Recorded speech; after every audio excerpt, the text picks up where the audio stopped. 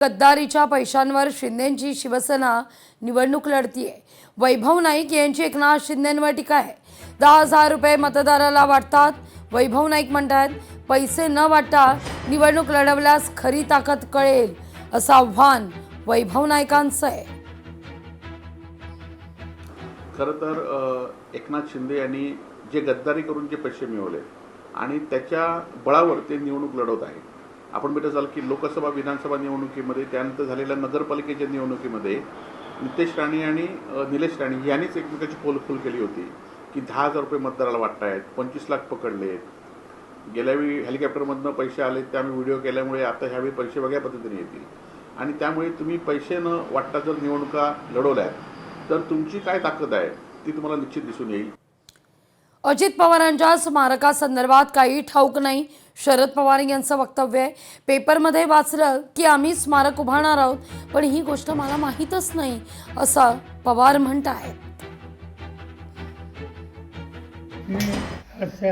पेपरमध्ये वाचलं की आम्ही तिथे स्मारक वगैरे ही गोष्ट मला माहिती आहे।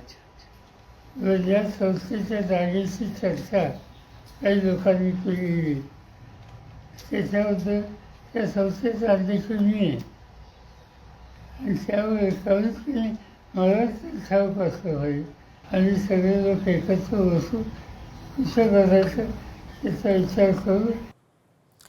अजित पवार यांचा श्रीजित पवारांना अखेरचा कॉल होता।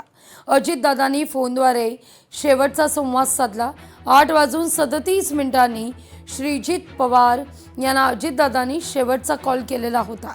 गेल्या बुधवारी नेमक्या याच दरम्यान किंवा साधारणतः 8:45 दरम्यान दुर्घटना घडली, पण त्यापूर्वी 8:37 अजित पवार यांनी श्रीजित पवार या आपल्या कार्यकर्त्याला फोन केला, जो दादांचा अखेरचा फोन ठरला, संवाद ठरला।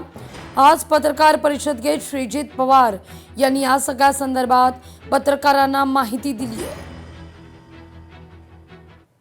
माहिती नसतं, काही नसतं, काहीतरी आम्ही पण सगळ्या जाती धर्माला बरोबर घेऊन जातो। मला आहे दादा, म्हणजे मला जे वाटलं ते मी तुमच्यासाठी तसं नाही।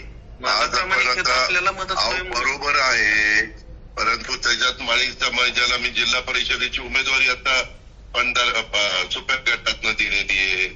तिथं ओबीसीच रिझर्वेशन होतं, बाकीच्यांनी दिलं नाही, तर पक्षाने दुसरेच दिलेले।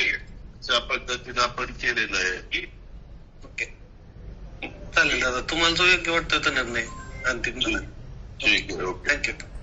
मेसेज केला की दादा आपण एक माळी समाजाला संधी देऊया।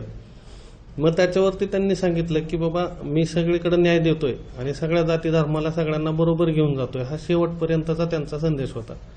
एवढंच, आणि ते मला वाटलं की बाबा हे ऐकवावं किंवा जगाला कळावं की माणूस शेवटच्या श्वासापर्यंत सगळ्यांबरोबर होता, सगळ्या जाती धर्माला घेऊन शेवटपर्यंत काम करण्याची इच्छा होती आणि ते त्यातच शेवटचा आवाज आणि तोच शेवटचा संदेश होता की सगळ्यांनी बरोबर सगळ्या जाती धर्माला घेऊन आपण पुढे जाऊयात, म्हणून ते पुढे आणलं। लोकशाही मराठी ऐका, पहा, जागरूक रहा।